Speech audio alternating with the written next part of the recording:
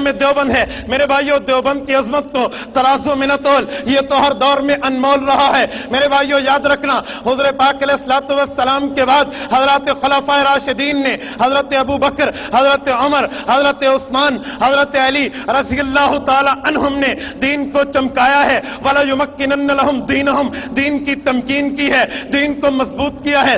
دیوبند والے انہی خلفائے راشدین کی اولاد ہیں، انہی خلفائے راشدین کے وارث ہیں۔ اس دور میں حضرت صدیق اکبر تھے تو حضرت صدیق اکبر کی نسل سے بانی دارالعلوم دیوبند حضرت مولانا محمد قاسم نانوتوی آتے ہیں۔ حضرت ابوبکر صدیق کی نسل سے حضرت مولانا قاری محمد طیب قاسمی نصف صدی تک دارالعلوم دیوبند کے محتمم رہنے والی شخصیت آتی ہے۔ اس دور میں خلیفہ دوم حضرت عمر فاروق تھے، حضرت عمر فاروق کی نسل سے حکیم الامت حضرت اشرف علی تھانوی آتے ہیں۔ اس دور میں دین کو چمکانے والے حضرت عثمان غنی خلیفہ سوم تھے، حضرت عثمان کی نسل سے دین کو چمکانے والے دیوبند میں سے مفتی عزیز الرحمن عثمانی آتے ہیں، حضرت علامہ شبیر احمد عثمانی آتے ہیں، مفتی اعظم پاکستان مفتی محمد شفیع عثمانی آتے ہیں۔ اس دور میں دین کو چمکانے والے حضرت علی المرتضیٰ تھے، خلیفہ چہارم حضرت علی المرتضیٰ کی اولاد میں دیوبند کے اندر جو آیا ہے سید اصغر حسین چاند، سید اصغر حسین دیوبندی آیا ہے، مولانا سید مرتضی حسن